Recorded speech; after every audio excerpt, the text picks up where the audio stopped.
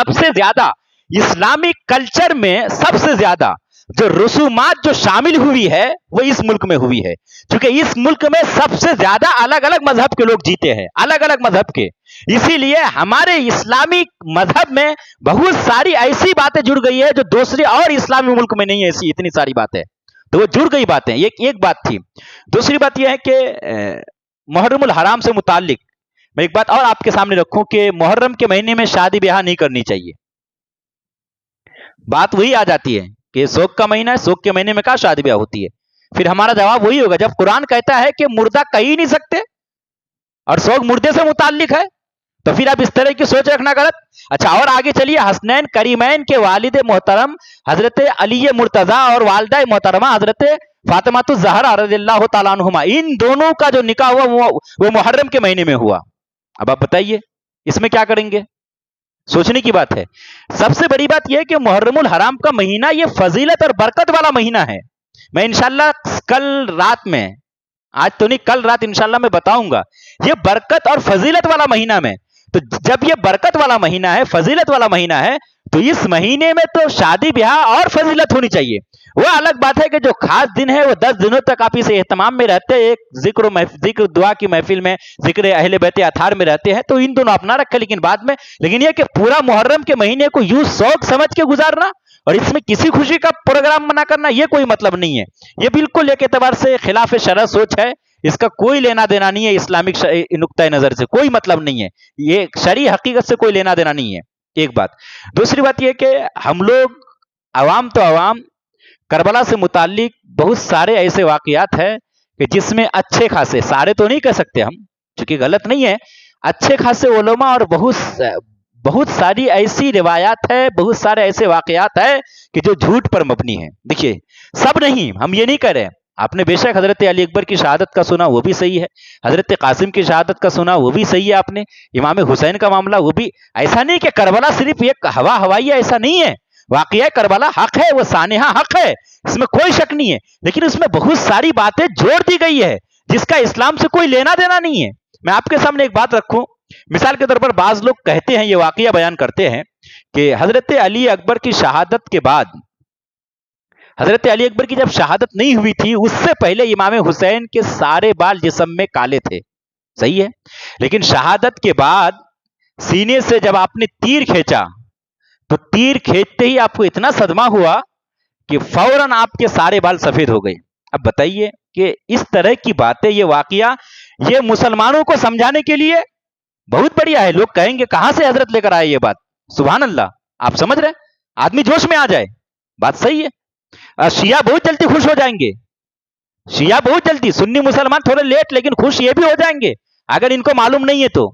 مگر بات یہ ہے کہ یہی بات اگر آپ مسلمانوں کے علاوہ کسی کے سامنے بولو گے تو بیوقوف کہیں گے، کیا کتنا بھی صدمہ آ جائے، ایک نہیں ایسے 11 بیٹے ایک مرتبہ ختم ہو جائے تو کیا ایسا ہو سکتا ہے کہ جسم کے سارے بال ایک منٹ میں کالے بال سفید ہو جائے؟ ایسا ہو سکتا ہے؟ لوگ بیوقوف کہیں گے، اسلام کا مذاق اڑائیں گے۔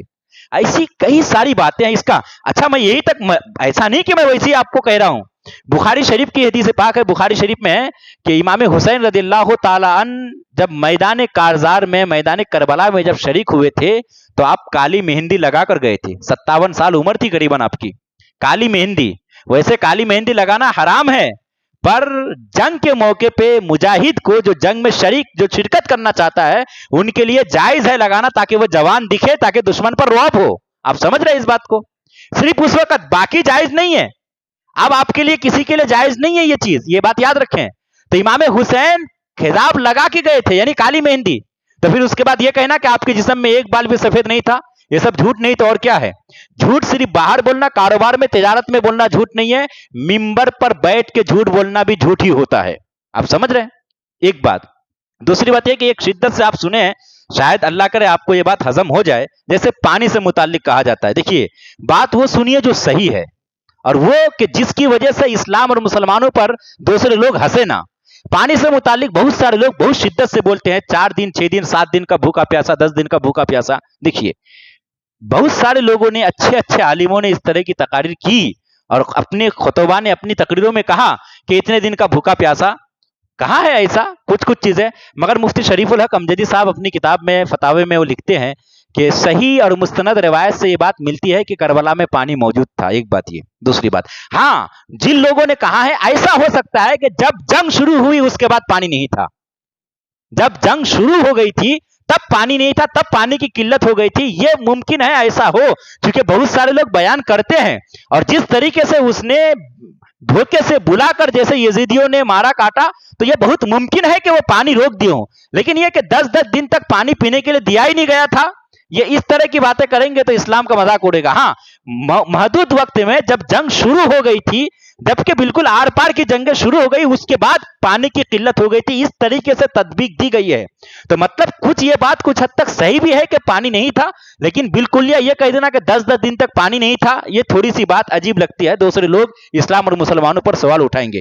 بے شک امام حسین کی قربانیاں اپنی جگہ, ہم ان باتوں کو غلط نہیں کہتے کہ انہوں نے کوئی قربانی ایسا نہیں ہے, معاذ اللہ, یہ نہیں کہہ سکتے ہم, ان باتوں کو سمجھیے. لیکن بات کوئی بھی ہو, محبت حد میں ہو کر ہو, شریعت کے دائرے میں ہو تو ہی صحیح ہے. اگر اس سے بڑھ کر ہو, اس میں غلو ہو جائے تو وہ پھر محبت نہیں, سمجھ لیجیے آپ کے لیے گناہ اور زحمت ہے. اب اس بات کو سمجھیے. ایک چیز اس کے علاوہ میں آپ کے سامنے ایک بات رکھوں کہ مثال کے طور پر بہت سارے لوگ اس طرح کی باتیں دعائے عاشورہ سے متعلق, دعائے عاشورہ یہ پڑھنا کیسا ہے, بہت سارے لوگ کہتے ہیں کہ یہ جیون بیمہ ہے, آپ محرم میں پڑھ لو 10ویں محرم کو, تو اس کے بعد 1 سال تک آپ کو موت نہیں آئے گی. بتائیے, ہمارے سامنے بولنے کے لیے صحیح ہے, صحیح ہے, مسلمانوں کے سامنے کوئی دوسرا آدمی سنے گا تو وہ اسلام اور مسلمانوں کا مذاق نہیں اڑائے گا کہ یہ کیا بات ہوئی.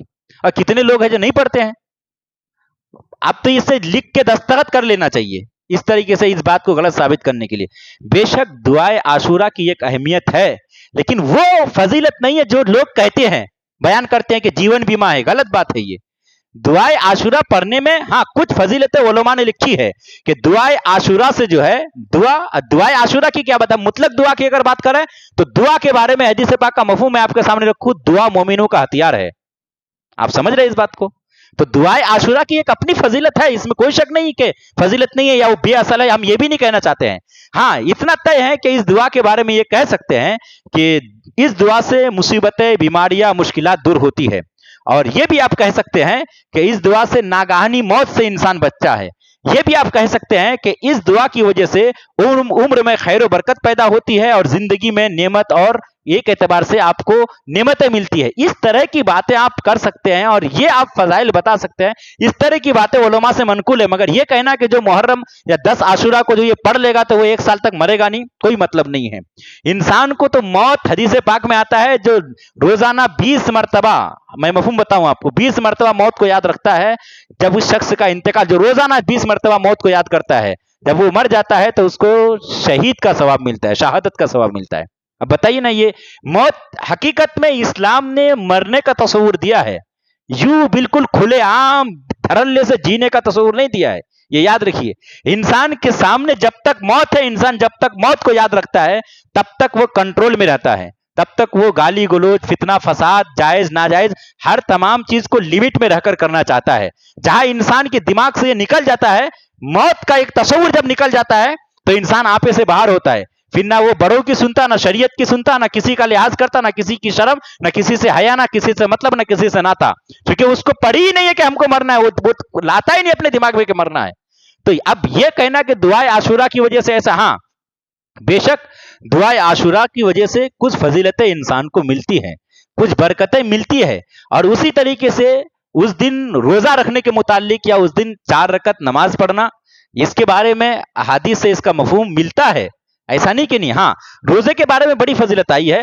مسلم شریف کی حدیث پاک ہے, حضرت ابو ہریرہ رضی اللہ تعالیٰ عنہ سے مروی, کہ سرکار نے فرمایا کہ رمضان کے بعد سب سے افضل روزہ جو ہے وہ محرم کا روزہ ہے, اور فرض نماز کے بعد جو افضل نماز ہے, جو بہتر نماز ہے, وہ رات کی نوافل ہے. یعنی کچھ لوگوں نے کہا کہ رات کی نوافل سے مراد تہجد ہے. فرض نماز کے بعد افضل نماز تہجد کی نماز, اور رمضان کے روزے کے بعد افضل روزہ محرم کا روزہ.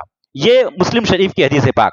اچھا, بخاری شریف کی حدیث پاک کا مفہوم یہ ہے کہ حضور علیہ السلام جب مدینہ منورہ تشریف لائے, مدینہ منورہ جب تشریف لائے تو سرکار نے دیکھا کہ یہود جو ہے रोजे रख रहे हैं। तो सरकार ने पूछा यहूदियों से कि ये रोजे आप लोग किस वजह से रखते हैं?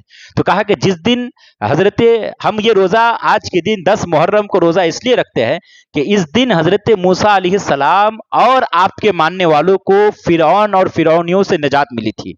इस वजह से हम आज के दिन रोजा रखते हैं। हुजूर अलैहिस्सलाम ने फरमाया कि फिर हजरत मूसा अलैहिस्सलाम को अगर मानने से मुताल्लिक है तो आपसे ज्यादा हम उनसे मोहब्बत करते हैं, लिहाजा हम ज्यादा हकदार है। सरकार ने रोजा रखा, लेकिन एक बात सामने ये भी आई कि ये तो यहूदियों से मुशाबत हो जा रही है। आज के दिन वो भी ये त्योहार के तौर पर करते हैं, मनाते, रोजा रखते हैं, हम भी करते हैं। तो फिर सरकार ने फरमाया कि अगर मैं आइंदा साल बाहयात रहूं, जिंदा रहूं, अगर मैं जाहिरी जिंदगी के साथ रहूं, अगर आइंदा साल मैं पाता हूं तो मैं 9 के दिन भी रोजा रखूंगा। फिर लोगों को कहा कि अपने रोजा रखने में, 10 मुहर्रम को रोजा रखने में, या ये कहा कि मुहर्रम के रोजा रखने में यहूदियों की मुखालफत करो। मुखालफत कैसे करना है सरकार ने खुद बता दिया। मुस्नद अहमद की हदीस है कि यहूदियों की मुखालफत करो का मफहूम यह है कि 10 को भी रखो, फिर एक दिन पहले या एक दिन बाद में रखो, या 9 या 11 को रख लो, ताकि जो है खाली 10 को रखना ना हो कि यहूदियों से मुशाबत हो जाए। जब आप 9 या 10 को रखेंगे या 10 या 11 को रखेंगे तो फिर मुशाबत नहीं होगी। अब रोजे की फजीलत अपनी जगह है, 4 रकत नमाज पढ़ने से मुताल्लिक भी है। सरकार खुद भी ये रोजा रखे, सहाबा को भी आपने बतौर तरगीब के, वजूब के तौर पर नहीं, वाजिब नहीं करार दिया, रमजान के रोजे की तरफ फर्ज करार देकर नहीं कहा।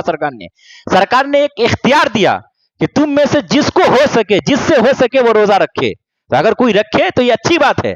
तो ये जो मुहर्रमुल हराम 10वीं मुहर्रम को जो हमारे लिए करने की चीजें होती है वो क्या है कि बेशक आप दुआए आशुरा का आप विर्द कर लें, बेशक आप 4 रकत आशुरा की नमाज पढ़ लें, आप कज़ाए उम्री पढ़ लें, आप उस दिन रोजा रख लें, ये बातें ठीक है। लेकिन इस तरह की बात है कि उस दिन मछली नहीं पकना चाहिए। कुछ कुछ जगहों पे ऐसा है कि औरतें झाड़ू नहीं लगाती है उस दिन, खाना चूल्हा सब बंद मगरिब के बाद। ये किस वजह से भाई? भले यहां ना होता होगा, हम ये नहीं कह रहे, लेकिन बहुत सारी जगहों पे इस तरह की बातें हैं। लेकिन इन बातों का शरीयत से कहीं दूर दूर तक कोई लेना देना नहीं है। इन बातों का ताल्लुक शौक से, मेरे इमाम सईदी सरकार आला हज़रत से इस तरह की बातें पूछी गई तो आपने कहा कि इन बातों का ताल्लुक शौक से है और शौक जो है हराम है, कोई मतलब नहीं है इन बातों का। तो ऐसे मुहर्रमुल हराम से मुतालिक और भी बहुत सारी बातें हैं, कुछ कुछ ऐसे वाकयात भी मुहर्रमुल हराम से मुतालिक लोग बयान करते हैं, उन चीजों से भी बचना जरूरी है। बेशक अहले बैत अताहार का हम एक बार और कहते हैं जिक्र होना चाहिए, क्योंकि उनसे मोहब्बत हमारी ईमान को, अहले बैत से मोहब्बत हमारी ईमान के लिए एक एतबार से ताजगी का सबब है, इसमें कोई शक नहीं है, अहले बैत अताहार से मोहब्बत। लेकिन सवाल यह है कि उनसे मोहब्बत आप तब करेंगे जबकि आप उनके बारे में जानेंगे, और ये तब जानेंगे जबकि आप जिक्र महफिल अहले बैत में बैठा करेंगे, जहां अहले बैत का जिक्र होता हो, जहां महफिल सत्ती हो। मगर ख्याल रहे कि बोलने सुनने में इन बातों को जरूर ख्याल रखना है कि बातें हकीकत पर मबनी होनी चाहिए, खिलाफ शरा भी नहीं होनी चाहिए और हकीकत से अलग भी नहीं, वरना लोग मजाक उड़ाएंगे, वरना इस तरह की बातों से लोग मजाक उड़ाएंगे। क्योंकि ये बातें वैसे सुनने के लिए बहुत बेहतर है कि ऐसा ऐसा हुआ है, लेकिन जब दूसरे से ताल्लुक साहब का होगा तो दूसरे लोग हंसेंगे। ऐसी कई सारी बातें हैं। वाकया करबला जब बोलते हैं तो जो लोग सुनाते हैं तो उसमें बहुत सारी बातें ऐसी जोड़ देते हैं कि हकीकत के एतबार से कोई मतलब नहीं है। लेकिन यह है कि इन बातों की वजह से बहुत सारे सुन्नी लोग, अभी मैंने पानी वाला आपको सुनाया तो अभी आप लोग, बहुत सारे लोगों के दिमाग में ये आया होगा कि ये तो कभी हमने यही सुना था कि पानी ही नहीं था। मगर ऐसा नहीं है कि अगर आप नहीं सुने थे तो ऐसा नहीं है कि वो शरीयत थी, जरूरी नहीं है। हम लोग भी बहुत सारी बातें सिर्फ आपके लिए नहीं है, हम लोग भी जिंदगी गुजारते हैं, बहुत सारी बातें ऐसी आती है कि जो हम कुछ और सुने पड़े थे, मगर जब हकीकत शरीयत को जब देखते हैं तो पता चला कि हकीकत कुछ और है। तो ऐसा हो सकता है कहीं से कहीं तक जो आप पहले से जानते हैं, जो रीति रिवाज में शामिल है, जो रस्म में शामिल है, जो पहले से बाप दादा करके आ रहे हैं, जरूरी नहीं वो सारी बातें शरीयत के मुताबिक हो और सही हो, ये जरूरी नहीं है। शरीयत जब आपके सामने आ जाए, जब दलील लेकर आ जाए, तो फिर उसके बाद कोई मतलब नहीं बनता है किसी रस्म रिवाज को मानना। शरीयत जब आपके सामने आ जाए, हमारे सामने आ जाए, तो अब सिर्फ और सिर्फ शरीयत की गुलामी रह जाती है। कोई रीति, कोई रिवाज, कोई रस्म, कोई बुरे मामलात, ये चीजें, इसकी कोई अहमियत नहीं होती है। शरई कानून सबसे ज्यादा अहम है, शरई पाबंदियां सबसे ज्यादा अहम है, शरई हुदूद सबसे ज्यादा अहम है, रीति रिवाज रस्म ये अहम नहीं है। इन बातों को इंशाल्लाह मैं एक ऐलान आपके सामने करूं कि कल बाद नमाज इशा इंशाल्लाह महफिल जिक्र पैगाम करबला बनाम पैगाम करबला हमको किस तरह की बातों, करबला से हमको किस तरह की बातों का पैगाम मिलता है। वाक़या करबला हमारे लिए किन किन बातों की तरफ एक एतबार से इशारा करता है। ये वाक़या करबला हमारे लिए किस तरीके से नमूने अमल है। वाक़या करबला से हमको क्या सीखने को मिला। क्या सिर्फ यही कि हम हलीम खाएं, खिचड़ा, उस दिन शरबत का होना चाहिए इंतजाम, या ये कि हमको ये करना चाहिए, इससे कुछ सीखने को मिला भी है कि नहीं। हम इस ताल्लुक से बहुत सारी बातें आपके सामने रखने की कोशिश करेंगे। अगर आप बोलने में लग्जिश हुई तो इस्तिगफार करें। अस्तगफिरुल्लाह रब्बी मिन कुल्लि ज़ंबि व अतूबु अलैह व मा अलैना इल्लल बलाग। अस्सलामु अलैकुम व रहमतुल्लाहि तआला व बरकातुहू।